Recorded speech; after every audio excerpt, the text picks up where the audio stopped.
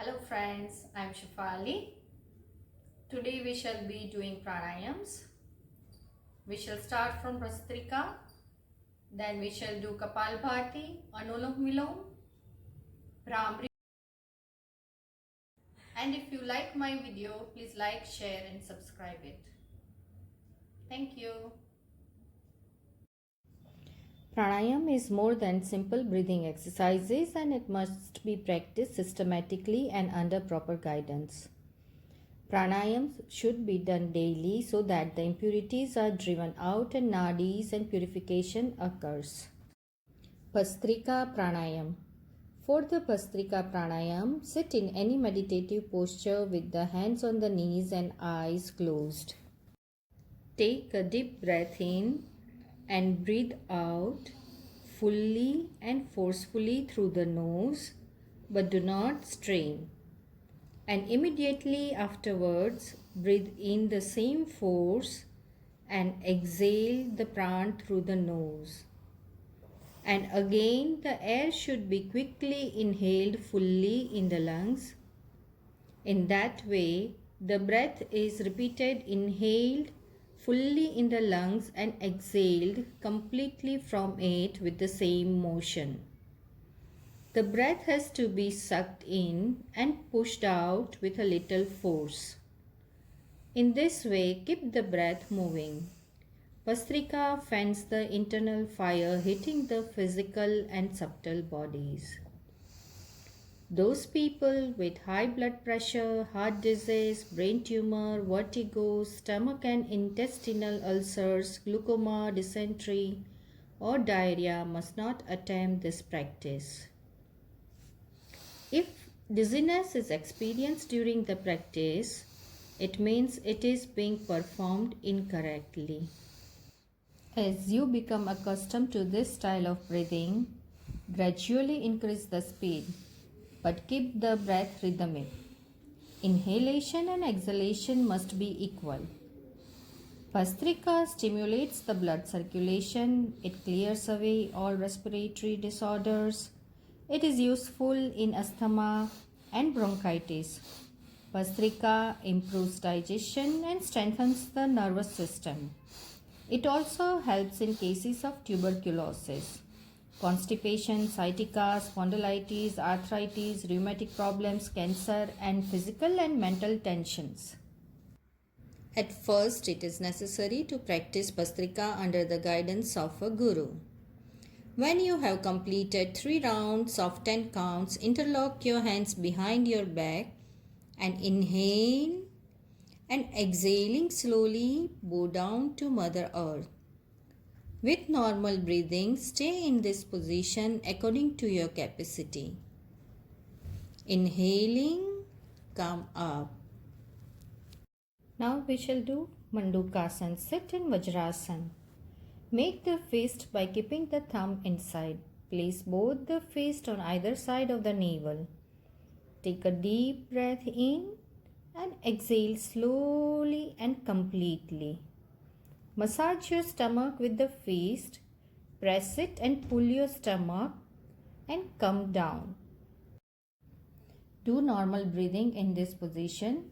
Stay in this position according to your capacity. People suffering with high blood pressure, heart ailments, cervical problems, back pain, knee pain should not practice Mandukasana. Females during pregnancy or menses should not practice it. And inhaling, come up slowly. Now we shall perform Mandukasana in another method. Keep your left palm on the navel and your right palm on top of it. Take a deep breath in. Exhale it completely. Massage your stomach. Pull your stomach in and press it with the palms and bow down. Do normal breathing. Stay in this position according to your capacity. Researchers have shown that Mandukasana performed with Kapalbhati is curing for the diabetic people. This asana reduces the area of the stomach and the waist. Then slowly inhaling, come up. Kapalbhati. Sit in a comfortable meditation asana. The head and spine should be straight with the hands resting on the knees. Close the eyes and relax the whole body. First, take a normal breath. Then inhale and pulling the stomach in, exhale forcefully through both the nostrils. Exhale with a forceful contraction of the abdominal muscles. Just concentrate on exhaling. In Kapalbhati, the exhalation is emphasized. The rapid breathing should be from the abdomen. The shoulders and face remain relaxed. Beginners may take several free breaths between rounds. The number of respirations may be increased from the initial count of 10 up to 50 as the abdominal muscles become stronger. Advanced practitioners can increase up to 60 or 100 breaths per round. Kapal means cranium or forehead. Bhati means light or knowledge. Hence, Kapalbhati is a frontal brain cleansing process.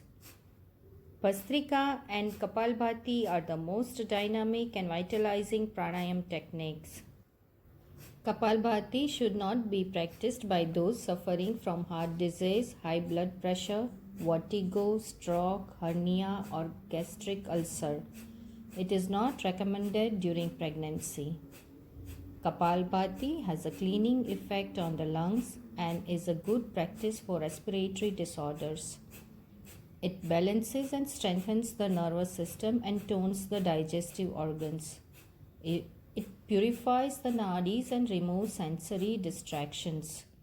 It energizes the mind for mental work and removes sleepiness.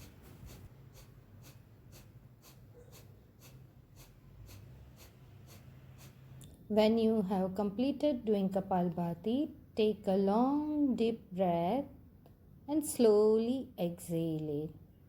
Now we shall do Chalandarband. Again inhale and exhale completely, and then slowly take your head down and lock your chin to the chest. This is Chalandarband. Stay in the final position according to your capacity. Refrain from the practice if any vertigo or dizziness arises. Then very slowly raise your head and take a deep breath in. Do normal breathing. This practice produces mental relaxation, relieving stress, anxiety, and anger. The stimulus on the throat helps to balance thyroid function. For the Anulam Vilom, make Gnan Mudra in your left hand and keep it on your left knee. Hold the fingers of the right hand in front of the face. Rest the tip of the index and middle fingers gently at the base of the right thumb, making Nasagra Mudra. The right thumb is above the right nostril and the ring finger above the left. These two fingers control the flow of breath in the nostrils by alternately pressing on one nostril, blocking the flow of the breath, and then the other. Close the right nostril with the thumb and breathe in slowly and fully through the left nostril and exhale completely through the right nostril. Take a long deep breath through the right nostril and exhale completely through the left nostril. This completes one round. Continue the practice of Anulam Vilom. While practicing, be sure that the head and body do not tilt in any direction. When you inhale, take slow, long and deep breaths and exhale in the same manner. While inhaling, feel that the positive energy is filling your body, and while exhaling, feel that carbon dioxide, negativity, all your pain and worries are coming out of you.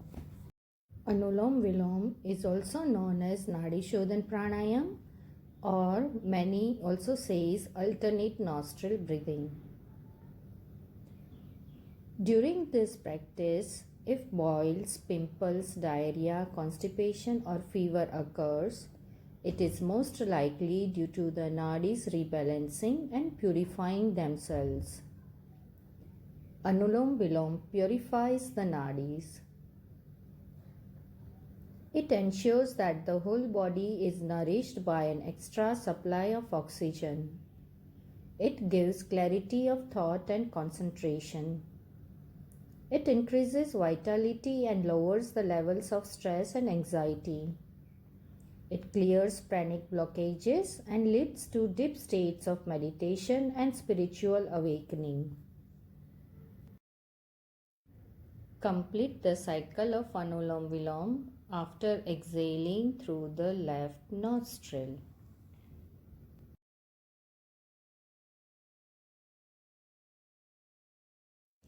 Bhramari Pranayam or humming bee breath. Sit in any comfortable meditative pose, relax the body and practice deep breathing. Keep the eyes closed throughout the practice of Bhramari. Inhale slowly and deeply through the nose, listening to the sound of the breath. Raise the arms sideways and bend the elbows and close the ears with the thumb, keeping the fingers on the eyes. Press the ears with thumb but do not press the eyes.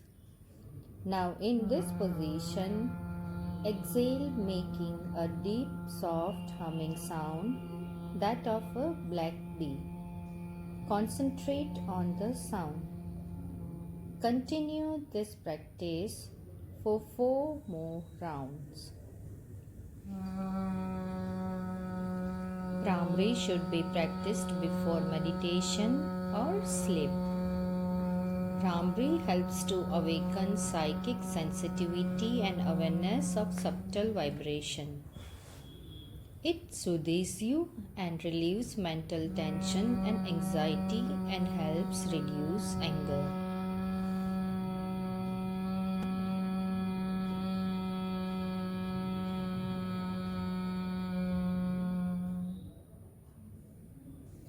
When 5 rounds of Bhramari are completed, keeping the eyes closed only, slowly take the hands on your knees.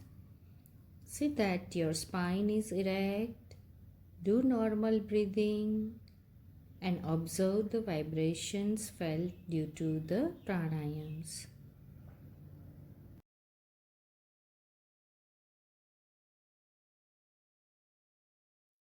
Now slowly open the eyes. Thank you for watching the video.